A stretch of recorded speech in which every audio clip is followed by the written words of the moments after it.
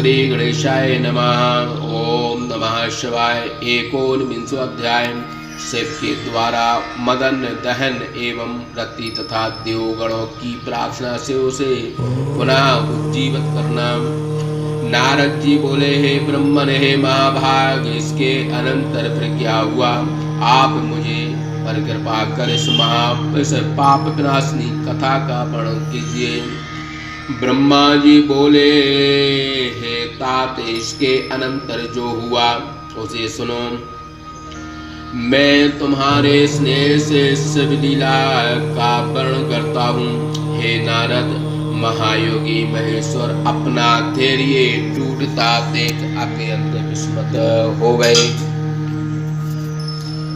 इस प्रकार विचार करने लगे।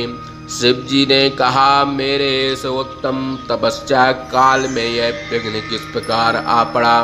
किस कुकर्मी ने मेरे चित्त में ऐसा विचार उत्पन्न किया है? मैंने ये दूसरे की स्त्री का स्वरूप देखकर प्रेम विवश हो उसके स्वरूप का वर्णन किया। यह तो महान अधर्म हो गया और शास्त्र की मर्यादा का भी उल्लंघन हुआ। ब्रह्मा जी ने कहा, सज्जनों के एकमात्र रक्षक महायोगी परमेश्वर शिव इस प्रकार विचार कर संकट हो सभी दिशाओं की ओर देखने लगे। तब उन्होंने अपनी बाईं ओर धनुष पर बाण चढ़ाए कामदेव को देखा, जो मूर्खतावश अहंकार में भरकर शिव के ऊपर बाण छोड़ने की इच्छा कर रहा था। इस प्रकार से स्थित हुए कामदेव को देखकर परमात्मा सदाशिव का तत्क्षण महाक्रोध उत्पन्न हो गया।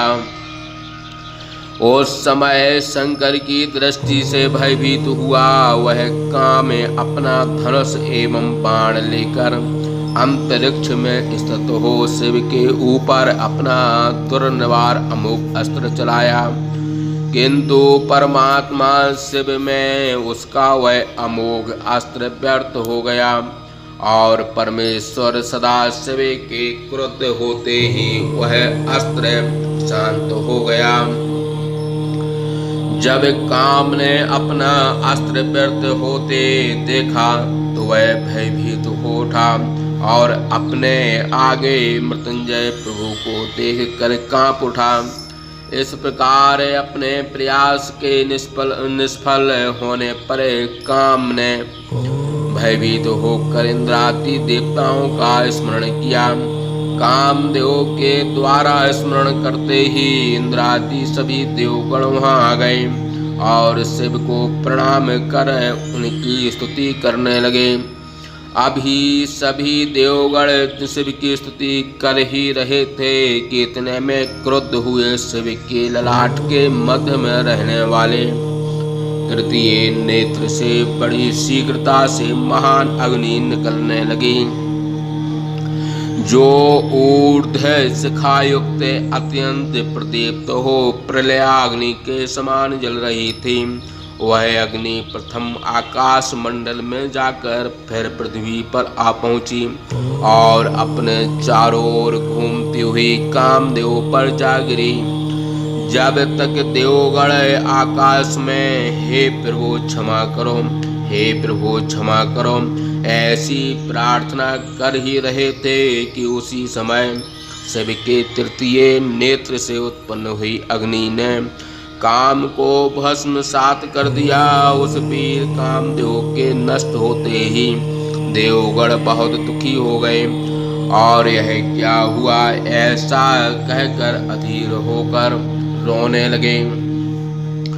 उस समय भय से जिसके अंग श्वेत वर्ण के हो गए थे, ऐसी वह गिरिराज कुमारी भी खिन्न हो अपनी सखियों के साथ घर चली गई। कामदेव को जला हुआ देखकर रति क्षण मात्र में अचेत हो गई। वह अपने पति की मृत्यु से दुखी हो मृतक के समान मालूम पड़ने लगी। जब रति को कुछ होश आया तो उसका तो वह व्याकुल हो नाना प्रकार के वचन बोलती हुई विलाप करने लगी। रति बोली, हाय मैं क्या करूं, कहाँ जाऊं? इन देवताओं ने यह क्या किया जो मेरे पति को यहाँ भेजकर उनको मरवा डाला। हाय नाथ, हे स्मर, हे स्वामन, हे मेरे प्राण प्रिय, हे मुझे सुख देने वाले प्रिय, हाय यह क्या हुआ?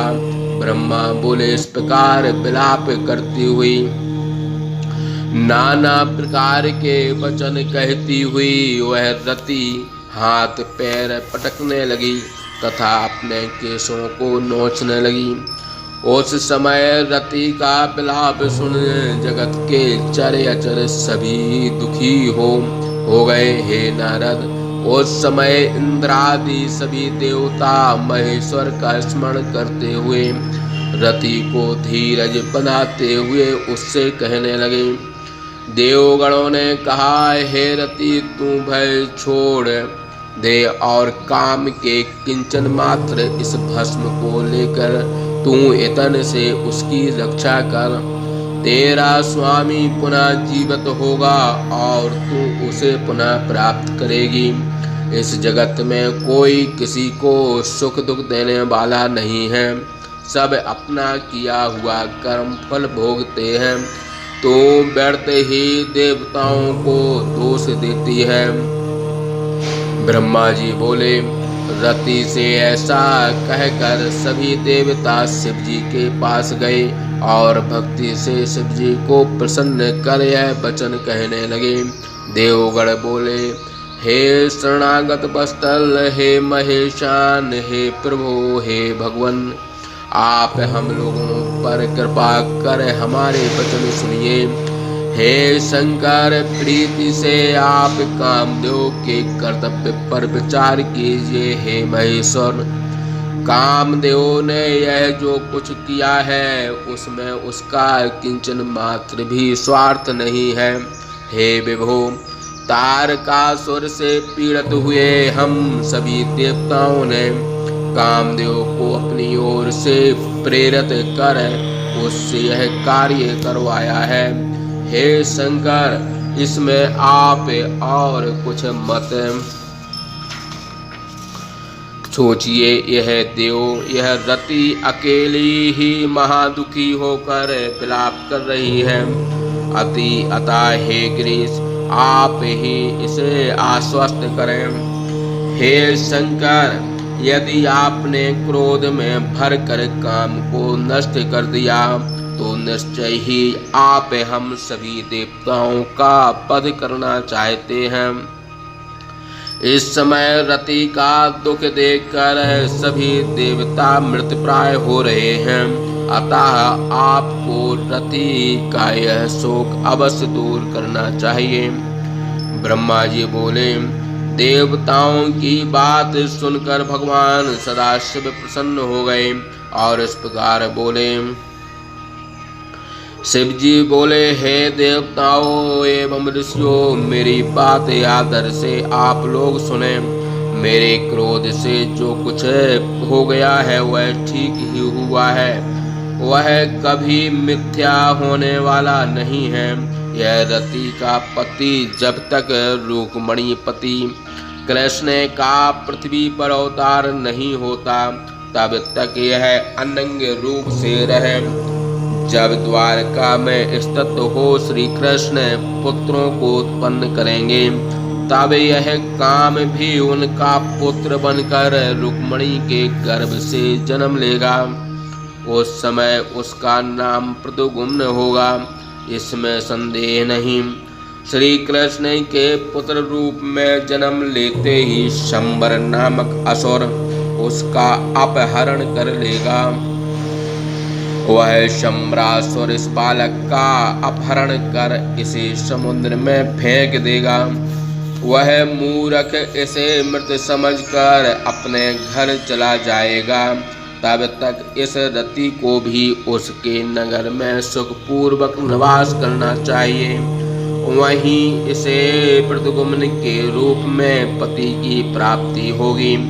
हे देवगणों, उस समय प्रद्युम्न रूप में अवतरित हुआ यह काम अपनी स्त्री से मिलकर युद्ध में संबर का वध कर सुखी हो जाएगा और उसका सारा द्रव्य लेकर वह अपनी स्त्री के साथ द्वारका जाएगा। हे देवगणों, यह मेरा वचन सत्य है। ब्रह्मा जी बोले। शिव जी की वचन सुनकर देवताओं ने उन्हें प्रणाम किया और चित्त में उच्छ्वासित हो हाथ जोड़कर वे पुनः बोले।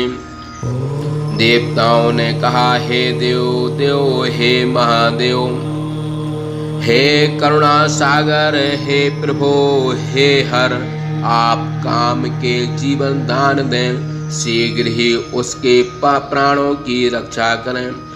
ब्रह्मा जी बोले। इस प्रकार देवताओं के वचन सुनकर परमेश्वर सदा शिव प्रसन्न हो गए। फिर करुणा कर उन शुक्लेश्वर ने कहा।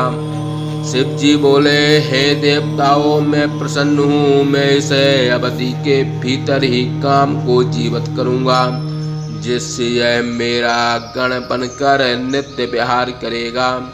हे देवगणों, तुम लोग इस आख्यान को किसी से मत कहना। आप लोगों का दुख मैं अवश्य नष्ट कर दूंगा। अब आप सब लोग अपने अपने स्थान को जाइए। ब्रह्मा जी बोले। भगवान शिव के वचन सुन स्तुति करते हुए देवताओं के सामने ही शिव जी अंतर ध्यान हो गए। रुद्र की बात का विश्वास करते हुए उन लोगों ने रति को शंकर द्वारा कही गई सारी बातें सुना दी। हे मुने, तदंतर रति भी संबर के नगर को चली गई और वहां जाकर शिव जी के द्वारा बताए गए काल की प्रतीक्षा करने लगी। इस प्रकार शिवदत्ती भाषा टीका सहित शिव महापुराण के अंतर्गत द्वितीय रुद्र संहिता के तृतीय पार्वती खंड में कामनाश वर्णन नामक 19वां अध्याय समाप्त। बोले शंकर भगवान की जय।